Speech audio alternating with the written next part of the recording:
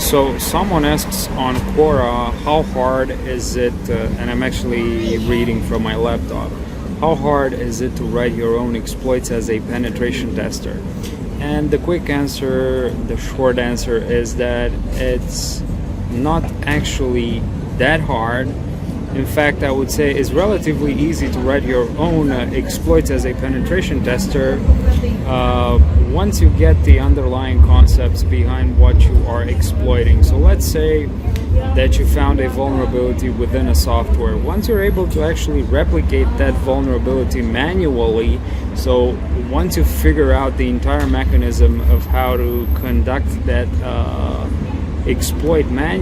that vulnerability manually, once you are able to exploit that service or that vulnerability by hand, the actual writing of the exploit is actually really simple. It's like writing a composition, and it only depends on the level of familiarity and the level of confidence that you have with a certain programming language. I'm mostly familiar and I mostly write stuff in Python, so if I'm able to find an exploit within a web service and I'm able to exploit that manually, I will be writing the exploit in Python using different libraries like web requests or different types of libraries that are very helpful or make my entire process of writing the exploit easier. And this same person asks, so I hope you hear me well with all this noise outside. Right now I'm in Warsaw in Poland.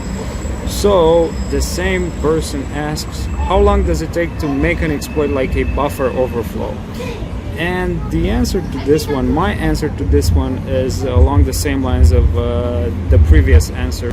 And this is kind of relevant to what I'm doing right now, as I'm learning about buffer overflows in preparation for the OSCP exam. So the most basic type of buffer overflow is really simple.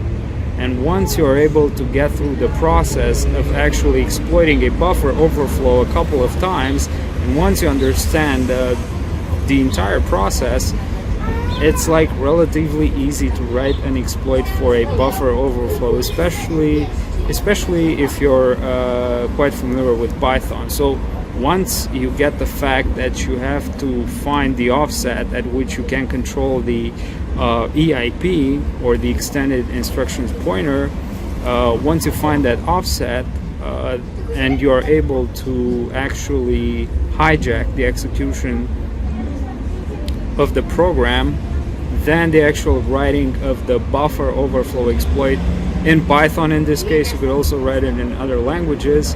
So the actual process is really simple.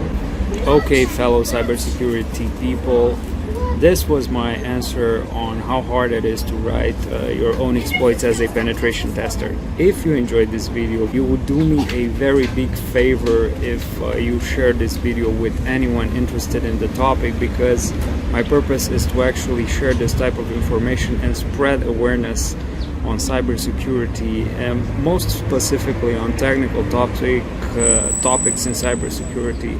And it would help me a lot if because I want to grow this channel for that purpose. So you would help me a lot if you share this video with anyone interested, and for that I would thank you in advance. With that being said, thanks for watching, and I'll see you in the next video.